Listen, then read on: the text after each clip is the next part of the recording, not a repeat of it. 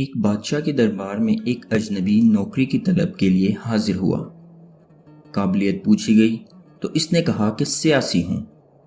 یاد رہے کہ عربی میں سیاسی افہام و تفہیم سے مسئلہ حل کرنے والے معاملہ فہم کو کہتے ہیں۔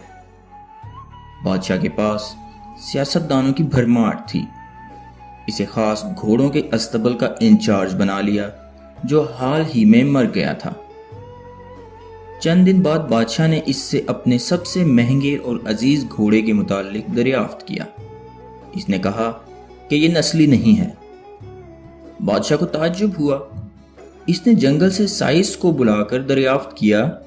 اس نے بتایا گھوڑا نسلی ہے لیکن اس کی پیدائش پر اس کی ماں مر گئی تھی۔ یہ ایک گائے کا دودھ پی کر اس کے ساتھ پلا ہے۔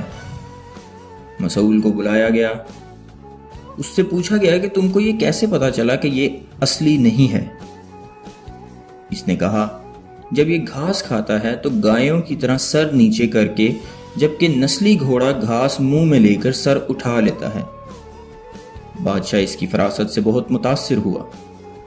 مسئول کے گھر اناج، گھی، بھنے دمبے اور پرندوں کا اعلیٰ گوشت بطور انعام بھجوایا۔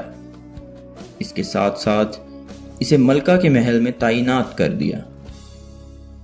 چند دنوں کے بعد بادشاہ نے مصاحب سے بیگم کے بارے رائے مانگی۔ اس نے کہا طور و اطوار تو ملکہ جیسے ہی ہیں لیکن شہزادی نہیں ہے۔ بادشاہ کے پیروں تلے سے زمین نکل گئی۔ حواس بحال کیے، ساس کو بلاوا بھیجا، معاملہ اس کے گوش گزار کیا۔ اس نے کہا حقیقت یہ ہے تمہارے باپ نے میرے خاوند سے ہماری بیٹی کی پیدائش پر ہی رشتہ مانگ لیا تھا، لیکن ہماری بیٹی 6 ماہ میں ہی فوت ہو گئی تھی۔ چنانچہ ہم نے تمہاری بادشاہت سے قریبی تعلقات قائم کرنے کے لیے کسی کی بچی کو اپنی بیٹی بنا لیا۔ بادشاہ نے مصاحب سے دریافت کیا تم کو کیسے علم ہوا؟ اس نے کہا اس کا خادموں کے ساتھ سلوک جاہلوں سے بھی بدتر ہے۔ بادشاہ اس کی فراست سے خاصا متاثر ہوا۔ بہت سا اناج، بھیڑ بکریاں بطور انعام دی۔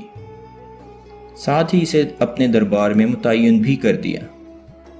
کچھ وقت اور گزرا تو مصاحب کو دوبارہ بلایا، پھر اپنے بارے میں دریافت کیا۔ مصاحب نے کہا جان کی امان، بادشاہ نے وعدہ کر دیا۔ اس نے کہا نہ تو تم بادشاہ زادے ہو، نہ تمہارا چال چلن بادشاہوں والا ہے۔ بادشاہ کو تاؤ آ گیا، مگر کیونکہ جان کی امان دے چکا تھا اس لیے کچھ نہ کہا۔ سیدھا والدہ کے محل میں پہنچا۔ والدہ نے کہا یہ سچ ہے تم ایک چرواہے کے بیٹے ہو، ہماری اولاد نہیں تھی تو تمہیں لے کر پالا ہے۔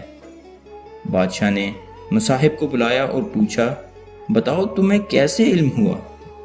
اس نے کہا بادشاہ جب کسی کو انعام و کرام دیا کرتے ہیں تو ہیرے موتی جواہرات کی شکل میں دیتے ہیں، لیکن آپ بھیڑ بکریاں کھانے پینے کی چیزیں عنایت کرتے ہیں۔ یہ اسلوب بادشاہ زادے کا نہیں، کسی چرواہے کے بیٹے کا ہی ہو سکتا ہے۔ عادتیں نسلوں کا پتہ دے دیتی ہیں۔